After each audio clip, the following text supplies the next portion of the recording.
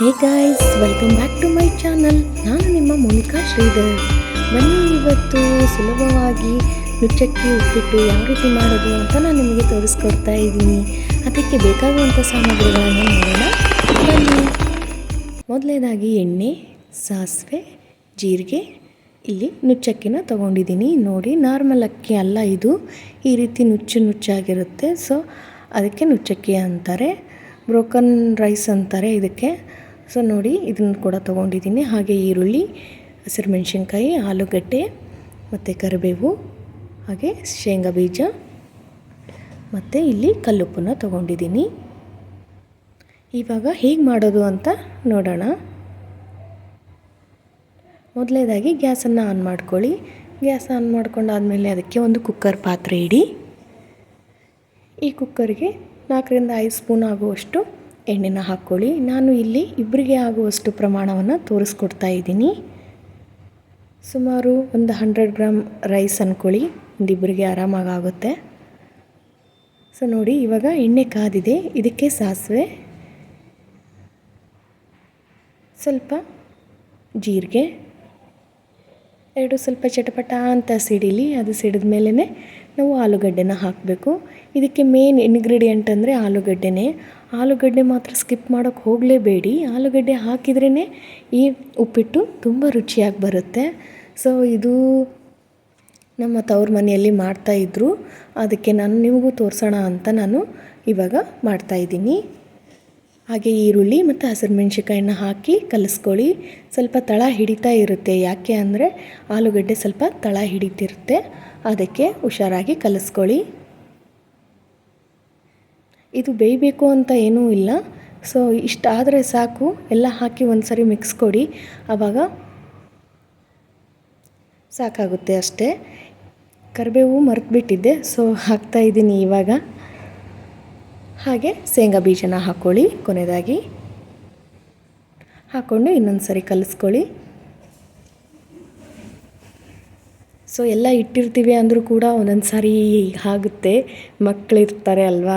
So ಸ್ವಲ್ಪ ಇವಾಗ ನಾನು ಇಲ್ಲಿ ನುಚ್ಚಕ್ಕಿನ 1-2ರಿಂದ 3 ಸರಿ ತೊಳೆದು ಒಂದು 10 ನಿಮಿಷಗಳ ಕಾಲ ನೆನೆ ಇಟ್ಕೊಂಡಿದ್ದೀನಿ. ನಿಮಗೆ ವಿಡಿಯೋಗೆ ತೋರಿಸಿದ್ದು, ನಿಮಗೆ ಆ ರೈಸ್ ತೋರಿಸ್ಬೇಕು ಅಂತಲೇ ನಾನು ಅದನ್ನು ನೆನೆಸಿರಲಿಲ್ಲ ಅಕ್ಕಿನ. ಇದನ್ನು ನೆನೆಸಿ 10 ನಿಮಿಷ ಇಟ್ಕೊಂಡಿದ್ದೆ. ಸೊ ನಿಮಗೆ ಟೈಮ್ ಇದ್ದರೆ ನೆನೆಸಿ ಇಟ್ಕೊಳ್ಳಿ, ಇಲ್ಲ ಅಂದರೆ ಪರವಾಗಿಲ್ಲ, ನೀವು ಹಾಗೇನೋ ಮಾಡ್ಕೋಬಹುದು, ಏನೂ ತೊಂದರೆ ಇಲ್ಲ. ಸೊ ಇದನ್ನು ಅದಕ್ಕೆ ಸೇರಿಸ್ಕೊಂಬಿಡಿ. ಒಗ್ಗರಣೆ ಮಾಡಿರ್ತೀವಲ್ವ, ಅದಕ್ಕೆ ಈ ಅಕ್ಕಿ ಎಲ್ಲ ಹಾಕ್ಕೊಳ್ಳಿ. ಅಕ್ಕಿ ಎಲ್ಲ ಹಾಕ್ಕೊಂಡು ಚೆನ್ನಾಗಿ ಕಲಿಸ್ಕೋಬೇಕಾಗತ್ತೆ. ಚೆನ್ನಾಗಿ ಕಲಿಸ್ಕೊಳ್ಳಿ.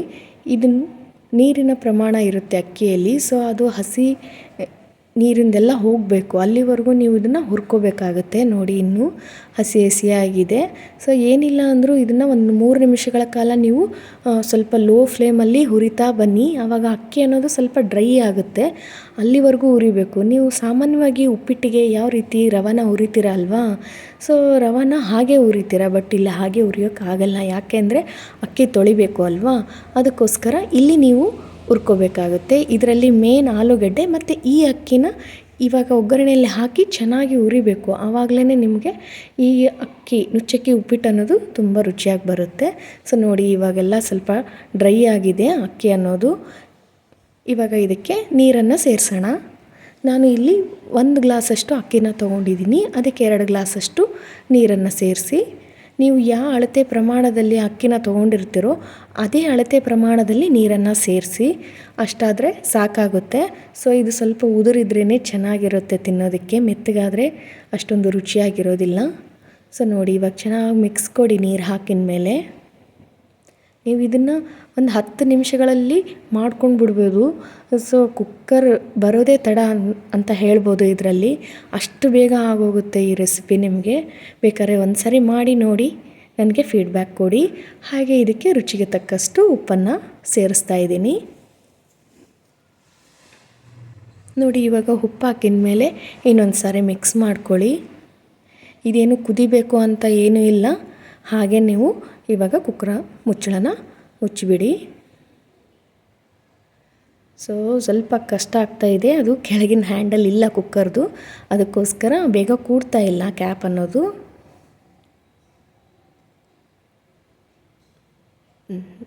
ಆಯಿತು, ಇಷ್ಟು ಮುಚ್ಚಿ ಇದನ್ನು 3 ವಿಷಲ್ ಕೂಗಿಸ್ಕೊಂಡ್ರೆ ನಿಮಗೆ ಉಪ್ಪಿಟ್ಟು ರೆಡಿಯಾಗೋಗುತ್ತೆ. ನೋಡಿ ಇವಾಗ 3 ವಿಷಲ್ ಕೂಗಿಸ್ಕೊಂಡಾದಮೇಲೆ ತೆಗಿತಾ ಇದ್ದೀನಿ. ನೋಡಿ ಎಲ್ಲ ಒಗ್ಗರಣೆ ಮೇಲೆ ಬಂದು ಕೂತ್ಕೊಂಡಿದೆ. ಸೊ ಇದನ್ನು ನಿಧಾನಕ್ಕೆ ಕಲಿಸ್ತಾ ಬನ್ನಿ, ಇಲ್ಲ ಅಂದರೆ ಏನಾಗುತ್ತೆ, ಮುದ್ದೆ ಆಗೋಗುತ್ತೆ. ಅದಕ್ಕೋಸ್ಕರ ಹೇಳ್ತಾ ಇದ್ದೀನಿ. ಸೊ ನಿಧಾನಕ್ಕೆ ಈ ರೀತಿ ಕಲಿಸ್ಕೊಳ್ಳಿ. ಮುದ್ದೆ ಆದರೆ ಚೆನ್ನಾಗಿರಲ್ಲ, ಬಿಸಿದು ಕಲಿಸ್ತಾ ಇರ್ತೀವಲ್ವಾ, ಸೊ ಚೆನ್ನಾಗಿರೋದಿಲ್ಲ. ಅದಕ್ಕೆ ನಿಧಾನಕ್ಕೆ ಕಲಿಸ್ಕೊಳ್ಳಿ. ಈ ಥರ ರೈಸ್ಗಳು ಮಾಡಿದಾಗ ಕಲಿಸೋದೇ ಸ್ವಲ್ಪ ಕಷ್ಟ ಅಂತ ಹೇಳ್ಬೋದು. ಯಾಕೆ ಅಂದರೆ ಅದು ಉದುರಾಗಿದ್ರೇ ಚೆನ್ನಾಗಿರುತ್ತೆ. ಸೊ ಅದಕ್ಕೋಸ್ಕರ ನೋಡಿ ಎಷ್ಟು ಚೆನ್ನಾಗಿ ಬಂದಿದೆ ಅಂತ. ಇವಾಗ ಬನ್ನಿ ಇದನ್ನು ಪ್ಲೇಟಿಗೆ ಹಾಕಿ ನಿಮಗೆ ತೋರಿಸ್ತೀನಿ. ಇದು ನನ್ನ ತವ್ರ ಮನೆಯಲ್ಲಿ ಕಲಿತಂತಹ ರೆಸಿಪಿ. ನಮ್ಮ ಮನೆಯಲ್ಲಿ ತುಂಬಾ ಮಾಡ್ತಾ ಇದ್ವಿ ಅಲ್ಲಿ. ಸೊ ಇಲ್ಲಿ 1-2 ಸರಿ ಮಾಡಿದ್ದೆ, ನಮ್ಮ ಮನೆಯವ್ರಿಗೆ ಇಷ್ಟ ಆಗಿತ್ತು, ಅದಕ್ಕೋಸ್ಕರ ಮತ್ತೆ ಮಾಡ್ತಾ ಇದ್ದೀನಿ. ಹಾಗೆ ನಮ್ಮ ವ್ಯೂವರ್ಸ್ ಕೂಡ ತೋರಿಸೋಣ ಅಂತ ವಿಡಿಯೋನ ಶೂಟ್ ಮಾಡ್ಕೊಂಡಿದ್ದೀನಿ. ಈ ಬಿಸಿ ಬಿಸಿ ನುಚ್ಚಕ್ಕಿ ಉಪ್ಪಿಟ್ಟಿಗೆ ನಿಂಬೆಹಣ್ಣು ರಸ ಕೂಡ ಹಾಕ್ಕೊಂಡು ತಿಂತಾ ಇದ್ದರೆ ತುಂಬ ರುಚಿಯಾಗಿರುತ್ತೆ. ನೋಡಿ ಎಷ್ಟು ಚೆನ್ನಾಗಿ ಬಂದಿದೆ ಅಂತ ನಾನು ನಿಮಗೆ ತೋರಿಸ್ಕೊಡ್ತಾ ಇದ್ದೀನಿ. ಈ ವಿಡಿಯೋ ನಿಮಗೆ ಇಷ್ಟ ಆಗಿತ್ತು ಅಂದರೆ ಲೈಕ್ ಮಾಡಿ, ಕಮೆಂಟ್ ಮಾಡಿ, ಶೇರ್ ಮಾಡಿ. ಹಾಗೆ ವಿಡಿಯೋನ ಕೊನೆವರೆಗೂ ನೋಡಿ ಸಪೋರ್ಟ್ ಮಾಡಿ. ಹಾಗೆ ಹೊಸಬ್ರು ಯಾರಾದರೂ ನೋಡ್ತಾ ಇದ್ದರೆ ನನ್ನ ಯೂಟ್ಯೂಬ್ ಚಾನಲ್ನ ಸಬ್ಸ್ಕ್ರೈಬ್ ಮಾಡ್ಕೊಳ್ಳಿ. ಮತ್ತು ಪಕ್ಕದಲ್ಲಿರುವ ಬೆಲ್ ಬಟನ್ನ ಕ್ಲಿಕ್ ಮಾಡಿ. ನಾನು ಹಾಕುವಂತಹ ಎಲ್ಲ ವಿಡಿಯೋ ನೋಟಿಫಿಕೇಷನ್ ನಿಮಗೆ ಮೊದಲು ಬರುತ್ತೆ. ನೋಡಿ ಇವಾಗ ತೋರಿಸ್ತೀನಿ ನಿಮಗೆ ಎಷ್ಟು ಚೆನ್ನಾಗಿ ಬಂದಿದೆ ನುಚ್ಚಕ್ಕಿ ಉಪ್ಪಿಟ್ಟು ಅಂತ. ಸೊ ತಿಂತಾ ಇದ್ದರೆ ಗೊತ್ತೇ ಆಗಲ್ಲ, ಅಷ್ಟು ಬೇಗನೆ ಖಾಲಿಯಾಗೋಗುತ್ತೆ. ನೋಡಿ ಉದುರಾಗಿ ತುಂಬ ಚೆನ್ನಾಗಿ ಬಂದಿದೆ. ಈ ವಿಡಿಯೋ ಇಷ್ಟ ಆಗಿತ್ತು ಅಂದರೆ ಥ್ಯಾಂಕ್ ಯು ಫಾರ್